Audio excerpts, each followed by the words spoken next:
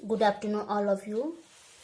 आज का जो हमारा विषय है रीजन एंड बिलीफ, तर्क और विश्वास।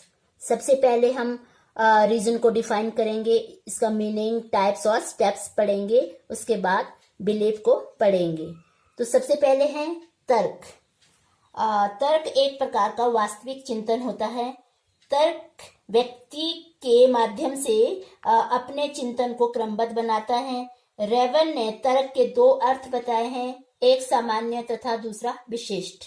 सामान्य अर्थ में तर्क एक प्रकार का चिंतन है जिसकी प्रक्रिया तार्किक या संगत होती है। विशिष्ट अर्थ में तर्क एक समस्या समाधान व्यवहार है जहां अच्छी तरह से निर्मित कल्पनाओं की क्रमबद्ध रूप से जांच की जाती है तथा समाधान तार्किक ढंग से नियमित किया जाता है। रेवर के इस विचार से यही स्पष्ट होता है कि व्यक्ति किसी घटना के पक्ष तथा विपक्ष में तर्क करते हुए एक परिणाम पर पहुंचता है। मान लो कि कोई छात्र अपने कमरे में टेबल लैंप की रोशनी में पढ़ रहा है। अचानक रोशनी बुझ जाती है। अब छात्र के सामने एक समस्या खड़ी होती है कि रोशनी कहां से आए जिससे कि पढ़ाई जारी रख सके। छात्र अपने मन में तर्क करते हुए चिंतन कर रहा है कि वह सोच रहा है कि शायद बिजली का फ्यूज जल गया है। फिर जब दूसरे कमरे में बल्ब जलता देखकर फिर वो सोच रहा है कि लैंप का बल्ब फ्यूज हो गया है, अतः बल्ब की जांच करेगा। यदि वह पाता है कि बल्ब ठीक है तो वह इस निष्कर्ष पर पहुंचता है कि टेबल लैंप का स्विच खराब हो गया। परंतु जब उसे सब ठीक मिलेगा तो वह यह सोचेगा कि बल्ब होल्डर खराब हो गया है। उदाहरण में तर्क की प्रक्रिया संपन्न होती है। छात्र क्रमबद्ध रूप से तर्क करते हुए एक खास परिणाम पर वह पहुंचता है कि सबसे पहले कि तर्क चिंतन की एक प्रक्रिया है। दूसरा, तर्क की क्रमबद्धता पाई जाती है।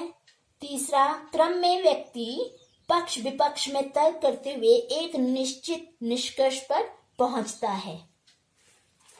अब इसके टाइप्स हैं तर्क के प्रकार।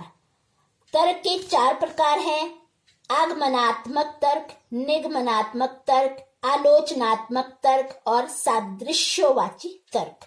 तो सबसे पहले है इंडक्टिव रीजनिंग। इंडक्टिव रीजनिंग में व्यक्ति दिए गए तथ्यों में अपनी ओर से नया तथ्य जोड़कर एक निश्चित निष्कर्ष पर पहुंचता है। यानी सबसे पहले वह उदाहरण देता है, उसके बाद वह नियम में पहुंचता है। दूसरा है डिडक्टिव रीजनिंग।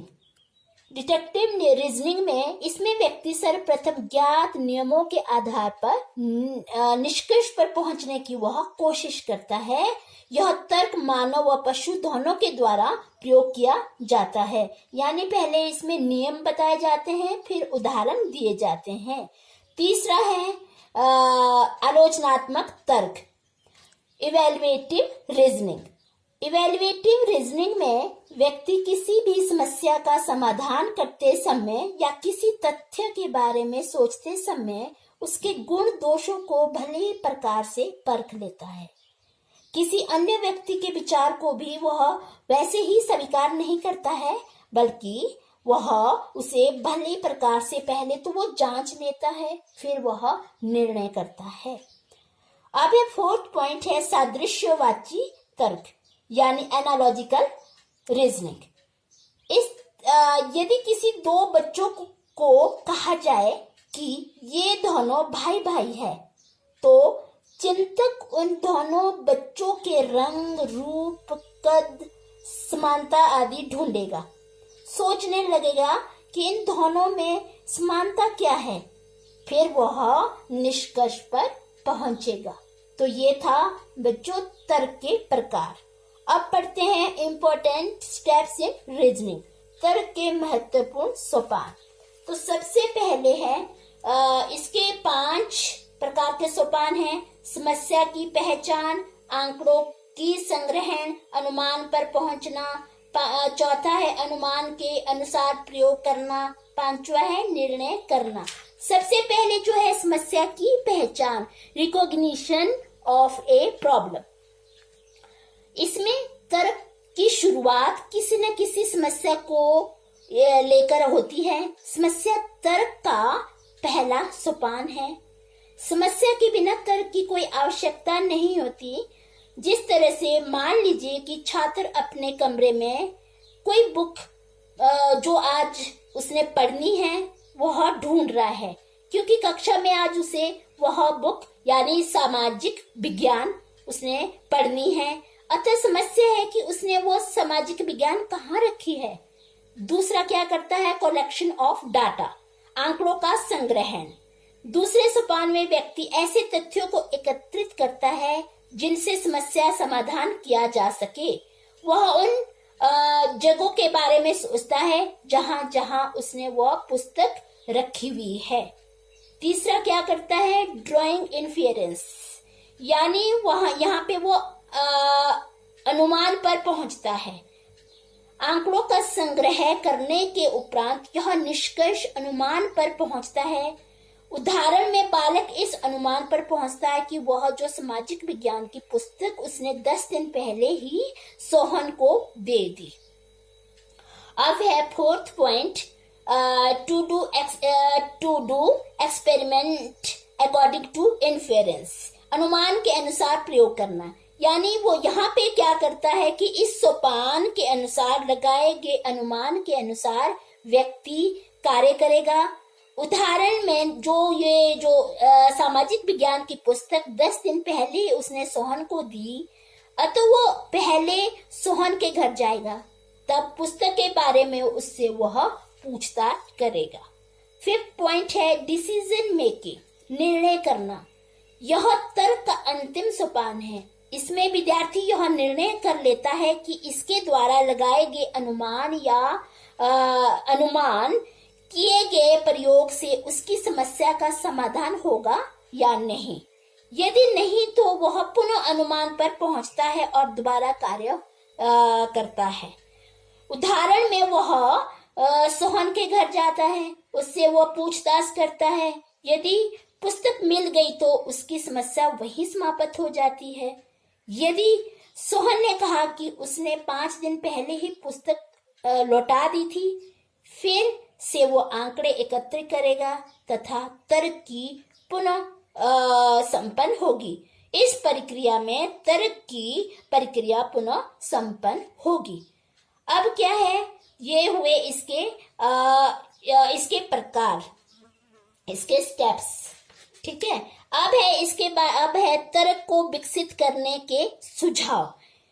सुझाव है, सबसे पहले तर्क को विकसित करने के लिए निम्नलिखित महत्वपूर्ण सुझाव दिए गए हैं। सबसे पहले क्या सुझाव है कि विनायके के अनुसार आगमनात्मक विधि तथा निर्गमनात्मक विधि दोनों ही विधियों का संयुक्त रूप से प्रयोग करने में छात्रों की तर्क शक्ति में तेजी से वृद्धि होती है। दूसरा है, माता पिता तथा अध्यापक को चाहिए कि वह बालक को समय समय पर समस्या का सामना करवाए। और तीसरा है, लर्निंग बाय डूइंग, स्वयं करके सीखने एवं अपने अनुभव के आधार पर सीखने से तर्क शक्ति का विकास होता है। फोर्थ है, शिक्षकों को चाहिए कि बालकों को रहने की प्रवृत्ति से दूर रखे। अब फिफ्थ पॉइंट है, घर में मनोरंजन के साधनों के अतिरिक्त बालकों के लिए बाल कहानियां चाहिए। इन सबसे तर्क शक्ति अधिक तेजी से बढ़ती है। अब 6 पॉइंट है कि शिक्षकों के द्वारा बालक के एकाग्रता, बुद्धि आदि गुणों के विकास पर विशेष बल दिया जाना चाहिए। ये क्या थे, ये तर्क के सुझाव थे। तो बच्चों अब इसके बाद जो पढ़ेंगे, अब पढ़ेंगे विश्वास, विश्वास ज्ञान का ही एक रूप है। अपने अनुभव व चिंतन के आधार पर व्यक्ति के जो निश्चित विश्वास बन जाते हैं उन्हें ज्ञान कहा जाता है।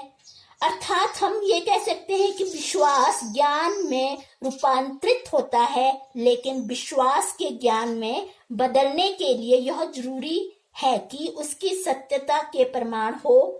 विश्वास करने वाला यह बतला सके कि उसमें विश्वास का आधार क्या है और यह आधार वस्तुनिष्ठ हो। विश्वास को दो भागों में विभाजित किया गया है। ये है बिलीफ इन और बिलीफ दैट। ये दो भागों में बांटा गया है। किसी मानव अथवा ईश्वर में विश्वास को बिलीफ इन कहा जाता है तथा किसी प्रतिज्ञापत में विश्वास को बिलीफ दैट कहा जाता है। बिलीफ इन किसी मानव अथवा ईश्वर के प्रति प्रवृत्ति होती है। जैसे ही हम कहते हैं कि मुझे ईश्वर में विश्वास अथवा मुझे अमुक मित्र से विश्वास है, वैसे ही मैं बिलीफ इन का आश्रय ले लेता हूँ। जब कोई व्यक्ति कहता है कि मैं विश्वास करता हूँ कि ईश्वर प्रेम में है, ईश्वर विश्व का रचयिता है, ईश्वर मानव की सहायता करता है, तब उसके विश्वास को हम बिलीफ दैट के वर्ग में रखेंगे। बिलीफ इन और बिलीफ दैट में मूल अंतर यह है कि बिलीफ इन तर्क से परे है और बिलीफ दैट में मुक्ति व तर्क का स्थान सुरक्षित है। यह था विश्वास। विश्वास की परिभाषाएं। सबसे पहले है रसेल के अनुसार विश्वास मानसिक और शारीरिक दोनों स्थितियों का प्रमाणित मेल है। रसेल का मानना है कि विश्वास मात्र मन या मात्र शरीर से संबंधित नहीं है, बल्कि मानव संरचना की एक विशेष आस्था है। इस तरह से हम ये कह सकते हैं कि इन परिभाषाओं से तीन बातें हमें स्पष्ट होती है। सबसे पहले विश्वास एक प्रकार की मानसिकता है। दूसरा, यह मानसिकता किसी तथ्यों को स्वीकार करने की है। तीसरा, विश्वास की स्थिति में निरपेक्ष सत्यता आवश्यक नहीं है। तो बच्चों, अभी आपने जो पढ़ा बिलीफ और reason and belief. Okay, thank you.